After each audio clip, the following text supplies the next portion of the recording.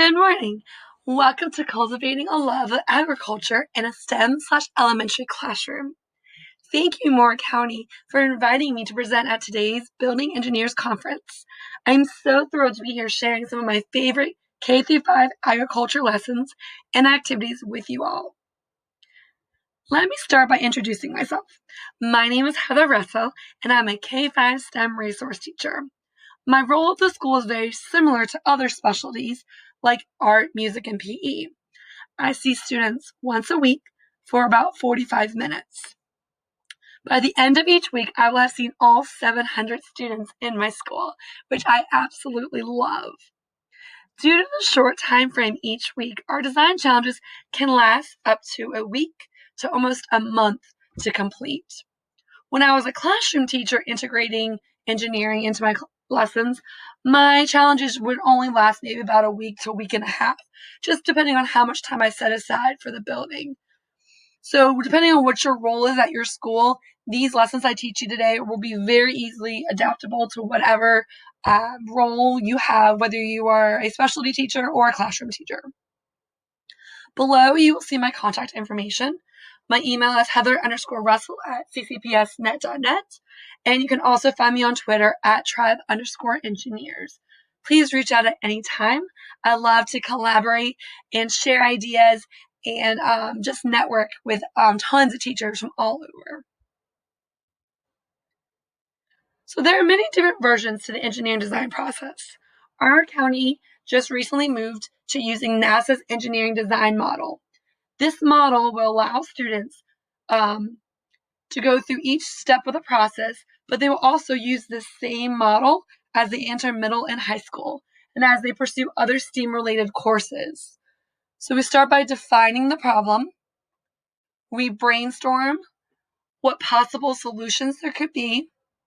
Then we do our research, really digging deep into the topic and really fully understanding it before we do our planning, our building, our testing, and then improvements if we see that we need them. Those 4 words are lined up together because those are the words and the steps that kids will repeat over and over again until they finally get a product that they're satisfied with. And then the very last step is to communicate. This is where students will share in front of their classmates what worked, what didn't work, maybe suggestions on how they could improve it if they were to redesign it a second time. So today's session's objectives. What is the goal for today's lesson that I'm teaching? We're going to learn to set the stage for learning. I'm going to give you some exciting ways that you can introduce students to agriculture before you even start the engineering design lessons that I will be sharing later on. I'll also be sharing a K2 and a 3-5 lesson you can easily implement into your classroom. And at the very end of this session, I will be sharing additional resources that you can use online to find books and other lessons you can do that incorporate agriculture. So, my favorite part of any lesson is setting the stage for learning. This is what I call the buy-in. This is where you are surprising the kids with things like decorating your door or decking out your classroom in caution tape, getting ready for a spy mission, or just you dressing up as a character for them to meet when they walk in. All these things immediately have a positive impact on students. It's something that changes their routine, and it just sparks their excitement to learn something new or be excited for today's lesson. So I really encourage you to find fun and unique ways to set the stage for learning. And today I'm going to share with you 3 ways that you can grab students' attention and really get them excited about agriculture before you even get into the design lessons that we'll be doing later on.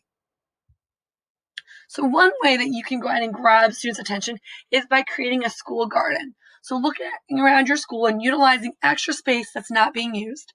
So for our school, it was our interior courtyard. We had nothing in there, just grass and trees. And we reached out to Home Depot and Lowe's and requested the materials to build some garden beds. And then once we got the materials, we contacted the local Boy Scouts and asked if they would consider building these flower beds, garden beds as a community project. And so they happily obliged, and we got these amazing garden beds. Yes, they don't look so great right now in the photo, and I do apologize. I snapped this photo just recently, and these beds have not been touched since last March, before COVID happened. So unfortunately, these have not been utilized very much. And probably won't be used this school year just because of everything that's going on. But when they are in bloom, they are incredible to look at. And we take turns usually. The fall, we usually have the lower grades plant vegetables. And in the spring, we usually have the upper grades do flowers. So you at your school could do the same thing where you split the year in half, lower grades versus upper grades, or you could alternate your school years. So maybe one year the K2 students get to use the garden, and then the following year 3-5 can use the garden. It's whatever works for your school. A second thing that you can do to really grab students' attention is bring in a tower garden. We just got one of these. These are brand new to our school this year. We just assembled it. Was hoping to use it this year, but then COVID, of course, happened. So we haven't planted anything yet, but we're going to try to start in January. And my principal was actually able to write a grant and was able to purchase one of these for our school. Some schools have more than one. For us, we're just starting with one. And it's a way that you can plant gardens, and the poles you see are the LED lights, and there's a pump inside that will pump the water to each of the plants. The kits come fully assembled, so you have the soil, you have the plants, you get the LED lights, you get the pump, you get everything within the kit. You can also buy attachments to where you can take off the LED lights and stick cages around it, and you can move the whole unit outside, and you can plant tomatoes outside. So it's nice because it has a lot of versatility to where you can either use it inside or outside. You can alternate years. Maybe one year we'll go and plant on the inside and then move it next year, school year, to the outside. I know people have housed it in different areas in the school. Our school is using it in a STEAM lab since all K-5 students go in and out of that on a daily basis. Some people even do it in the cafeteria. So as parents and kids come in and out to get their lunch, they can check in and look at the flowers and the plants and see how they're growing. The range for these is about $500 to $1,000. So just the upkeep with it and constantly having to buy the nutrients to help it, the plants grow, any other additional accessories. So the plant can fluctuate just how many you purchase and all the extra accessories that you can get on top of it. Towergarden.com is where we purchased ours from. I know there are quite a different other ones, but that is the one that we use that you see in the picture today. The third way you can really spark excitement and get kids ready to learn is by inviting a farmer to your class. So I had no connections to any local farmers in our area. So I reached out to Ag in the Classroom in Virginia, and I just asked them, hey, are you able to connect me with someone who'd be willing to come in and talk with students? And they immediately, within just a few minutes, sent me an email back saying, hey, we have this wonderful farmer who would love to come talk with your class. So it was amazing to be able to connect so quickly with someone.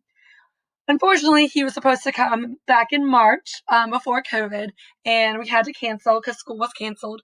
But we had already rescheduled for him to come back, but we're going to do a virtual. We're going to kind of take a little turn and twist it a little bit, and we're going to do a virtual meet with him.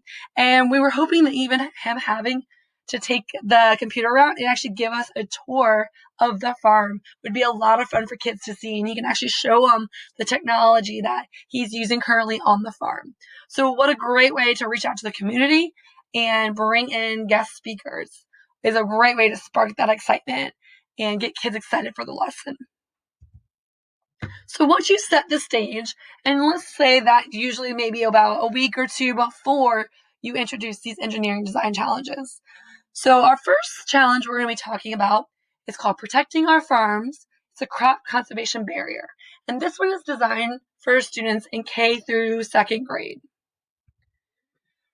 So we all have different standards. I know Virginia has their own standards, very different than any other state.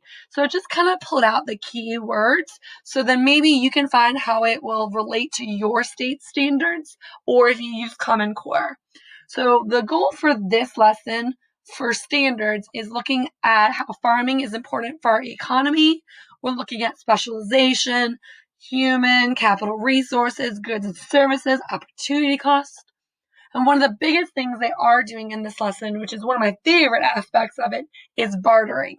So during the design challenge, they will have opportunities to barter with other teams. So that's a cool element of teaching them how bartering worked in the past. One of my overall objectives, what do I want students to get from this lesson? I want them to expand their knowledge of how food gets from the farm to our plate. I want them to share awareness of flooding and how it impacts the farms in our area. And I also want them to use the engineering design process to create a solution to a problem farmers face yearly. So there are 2 books that I love to incorporate with this lesson. For K1, I love to read the book Big Red Barn by Margaret Wise Brown. It's a cute fiction story about animals and life on the farm. It really aids well to the design process because what they'll be using when they build is actually a red barn. So it just pairs well with the book and kind of brings the book to life. For second graders, I wanted more in-depth in a nonfiction story. So I used the book How Food Gets to the Store Shelves by Peddle Gell. And so you can do both activities with the kids. I really love to be able to show kids how food gets from the farm to production to the stores. And this would be a fun way you can have K1 students act it out and actually have them go through the steps of how food starts at the farm, it goes through production, and then it moves into shipping. You can have them model it out and act it out. Whereas for second grade, that could be your research aspect. Have them research how food gets from the farm to our house, to our table. So 2 easy ways that you can incorporate how the process works of getting food from one location to another. So once all that's done, this is where I start a brand new class session. So that probably was about the second session together, maybe 2 class periods to do the book, go through the process of how food gets from your plate, from the farm to the plate. Now, my third day is when kids walk in. I have a huge weather alert up on the screen, and I'll even have some sirens or some noise in the background to really grab their attention. So when they're walking in, they hear like an alert, and they see this big weather warning on the screen. And then I kind of come out like a newscast anchor, and I'm like, news alert! There's a hurricane warning in our area, and the farmers in Virginia need your help. So that kind of just, again, sets that tone, gets them excited, ready to dive into the actual brainstorming and building. So here's the design challenge. The Weather Channel has just issued a hurricane warning for our area. High winds and flooding are expected. You need to protect the produce from being washed away. As a team, can you create a crop conservation barrier that will protect your vegetables and farm animals from being washed away? So on the right side of the screen, you'll see like a 10 foil tray. Each group will receive a 10 foil tray and then a barn. The barn came from Melissa and Doug. It's a toy company. They come in packs of 6. They are tiered, so they have like large, medium, and small barns. Because there's 6 to a set and I work with 6 groups, it didn't matter to me what size the barn was. The barn was just there to help as a model. It had nothing to do with the actual barricade that they're building. So it didn't matter what size the barn was, that every group had a different size barn. So the kids loved it because it really related back to the Big Red Barn book because they could actually see the red barn. So it was just a really good connection for the younger kids. Then they were given, each group with the foil tray, they were given cups of water. We started with just 1 cup of water per group because that is what they would use to test their wall during the testing phase. When it comes to actually doing the final test in front of their peers, we used 5 cups of water. And we gave that to them separately at the end. So for testing only, they were allowed to use 1 cup of water just to test the durability of their wall. And then each group also received 1 red barn. If you look back, you'll see that I actually hot glued the barn onto a wood square, a pretty thick piece of wood. My logic behind that was when the water starts to come in, and yes, some walls are not going to hold up, I didn't want the exterior of the barn to start getting a weird texture for getting so wet. So I actually kind of lifted the barn up on the wood. So if the water does flood in, that it would hit the wood before it would hit the barn. And that way it would be easy for me to just take it out, let it dry, let the water dry in the wood, and then I can just reuse it year after year with students. You don't have to do that, but I just wanted to explain why you see it hot glued to a piece of wood at the bottom. So once the kids got those 3 materials, then the next part is where they as a team had to decide what they wanted to build with. So on a table in the STEAM lab, I had out foil, rocks, sponges, paper towels, straws, craft sticks, cotton balls, Play-Doh, or clay, whatever you have available. And as a team, they had to choose out of those materials which ones they were going to use to create this barricade, this wall barrier. So before they could even build, they have to understand what the criteria and constraints are. They have to know what they are allowed to do and then what their limitations are. So for criteria, they were asked to design a barrier to keep the vegetables and animals from getting wet. Their barrier must block 5 cups of water from coming in. And they were allowed to barter with other teams to get different materials. So as they were building, they realized, oh, maybe this one material didn't work like they thought it would. So they could trade that material with another group to try something different. So this is kind of how it works. Let's say a group picked foil, cotton balls, sponges, and straws. Let's say the straws didn't work. So they wanted to exchange with another group and get craft sticks.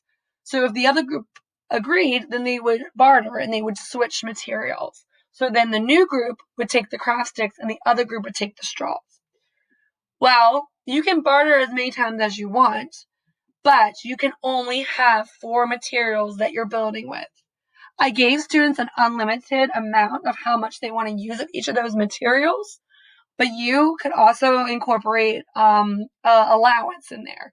So they only have this much money to spend to buy this many materials. So you can adjust it to what your needs are if you don't have a lot of materials available for kids. So as long as they built with 4 items, they could build with less, absolutely, but the max was 4 items. And I usually give about 2 full class periods to build. And this is where I also encourage teachers to really not rush the design process, the building process, because kids are just learning and just forming relationships. And to work through problems and to deal with conflicts, it takes away from the building time, but they're working through it.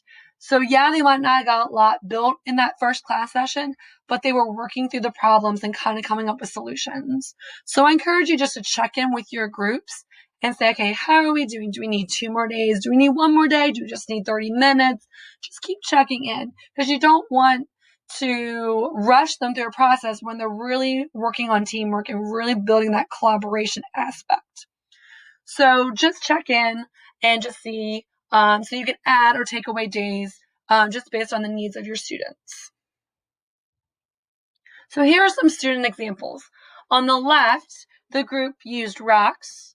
They used sponges, and in between the sponges, you will see they rolled up masking tape to kind of adhere the sponges together.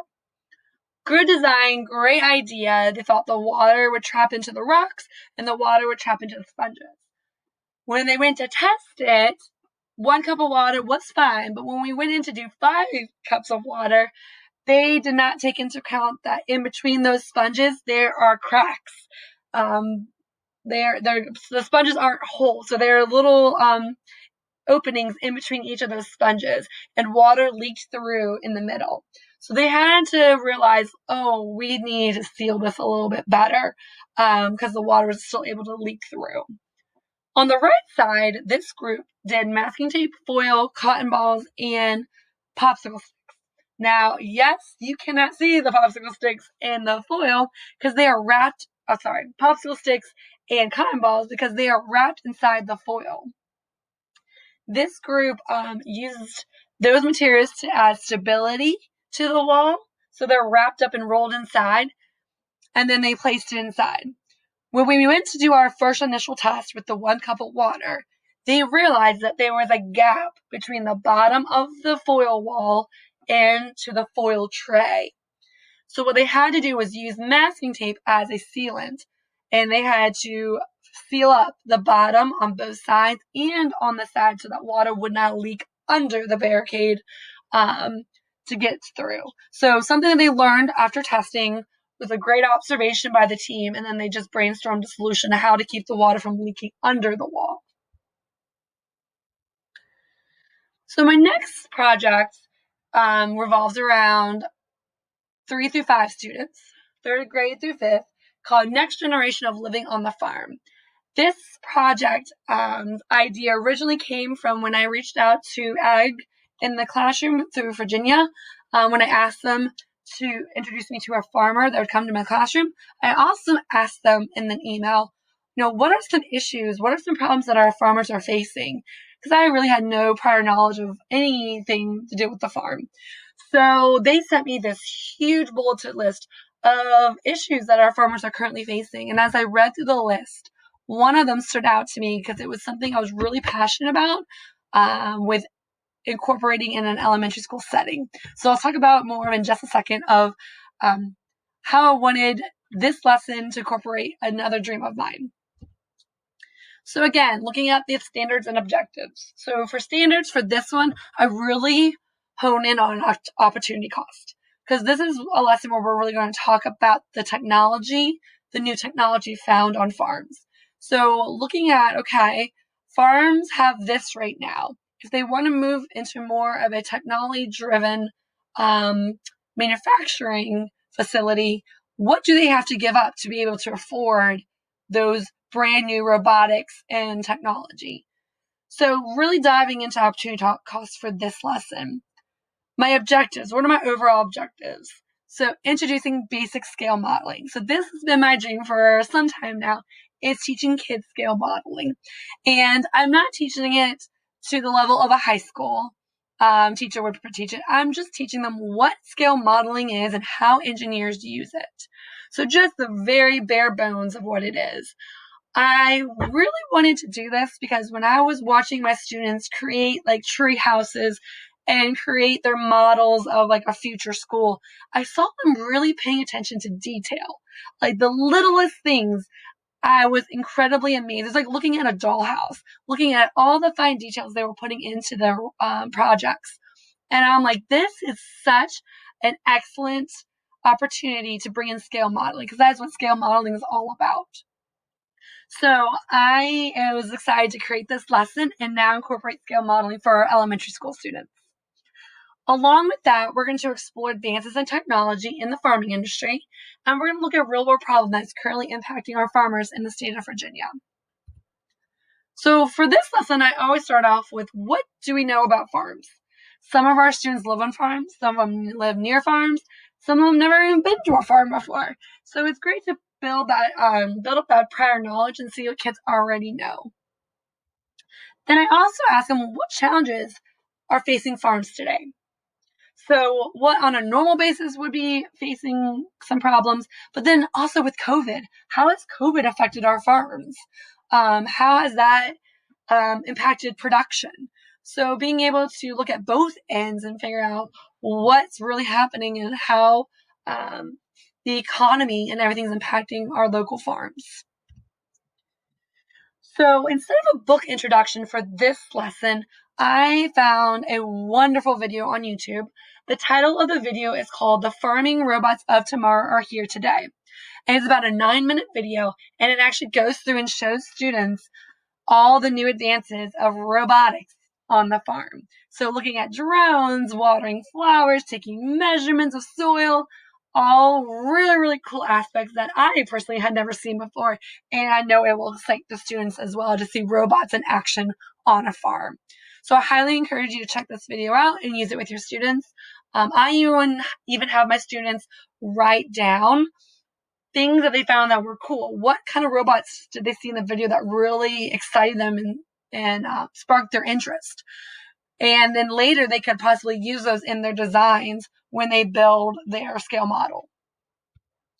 So here is the challenge that they are given. Farmland is being sold at a rapid pace to land developers around Virginia.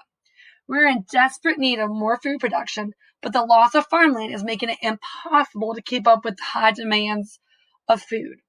Can you design a new living community that blends the future of farming with a large-scale housing community? Now, I know your immediate reaction is like, whoa, that's a lot of language thrown at kids. So let's just break it down real quick. So the objective is to build a large-scale housing community, so a place where more than one family could live, that also incorporates farming. So trying to bring two worlds together. So this is when I was introduced scale modeling. What is it? How do engineers use it? And I would show examples, whether I bring in real life examples or I could show videos. So I love to show videos and clips of Disney's theme park scale models, to how elaborate and large scale they are, all the way down to just a little cardboard scale model of a parking deck. So they can see from both realms the different types of scale modeling. So most scale models in a smaller setting are made with cardboard, X-Acto knives, and hot glue. I did not want knives in my students' hands to start with, and I didn't want to have to hand cut all of the pieces myself. To hand cut windows and doors would take me twice as long to complete this project. So I went online and tried to find some really kid-friendly modeling sets, and I came across a company called ArtKit. And ArtKit comes out of Ireland, and their website has all of these kits available. I originally bought the dormer set on the right, the blue box. These pieces are a little bit larger in scale, but they work just like the other box. They connect almost like Legos, so super easy for kids to put together. You can add stickers for aesthetics. For me, I would not add the stickers because this is something I want to reuse year after year with my students. So I would not use the stickers, but I would just use the pieces. When I was searching online a little bit more, I ended up coming across a mini modern one. The pieces are a little bit smaller, but I found it through Oriental Trading for 50% off. So I got the sets for $25. So I was able to get 40 sets within the price range that I was given. So now I can have the groups that are smaller, so maybe just 2 people working together instead of 4. And I can do it across the entire grade level at the same time instead of letting one class do it for a month and then another class do it for a month. Everyone can do it all at the same time. I'm not sure if this sale is still on, but I would highly suggest you check it out, and maybe it's still on sale. If it is not, you certainly can buy both sets on the ArtKit website for $50. So what are the criteria and constraints for this challenge? For criteria, they are designing a living community that combines farming and living together. The new community must have 3 advances in farming. So they could take 3 ideas that they learned from the video. They could take 3 ideas that they did with their background research, or they could just design a new invention for farming. So give them that flexibility of letting everyone contribute. Maybe one student in the group has an invention that they want to add, and 2 people really want to take some ideas from the video. So again, collaboration, compromising, letting everyone have an input. They also need to come up with a name for their living community, and they must have farm and or food production. So they could have both, or they could have one or the other, but they must have them. For their constraints, I want them to really focus on one area of strengthening in their community. So whatever community they design, I want them to either focus on solar energy, water conservation, soil, wind, or natural resources. So pick one of those key areas, and that really would be part of their advertising, that this living community really strides in this one area. And let's show you how they, use natural resources to produce things on the farm in a more effective way.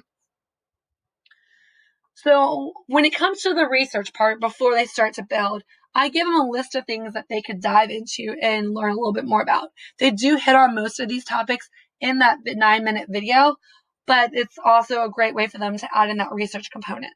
So hydroponics, smart farming, aquaponics, aeroponics, floating gardens, soil health, and vertical farming. So those are other areas that they could dive in deep and learn more about and see images and see how they work. Here's an example of one in progress. So I have a group working on this one right now, and they have their house built, as you see in the back. That's made from that mini modern kit. And what's cool about the kit is they can design any shape house they want. The pieces clip together any way that they want. So every house can look different. Every community can look different. On top of their roof, you'll see solar panels. Those are those black strips, they told me. And then in the front, you'll see their garden. So they do have their produce, and they also have a barn for their livestock. The only technology right now they've added is the drone that you see. It kind of looks like a fidget spinner.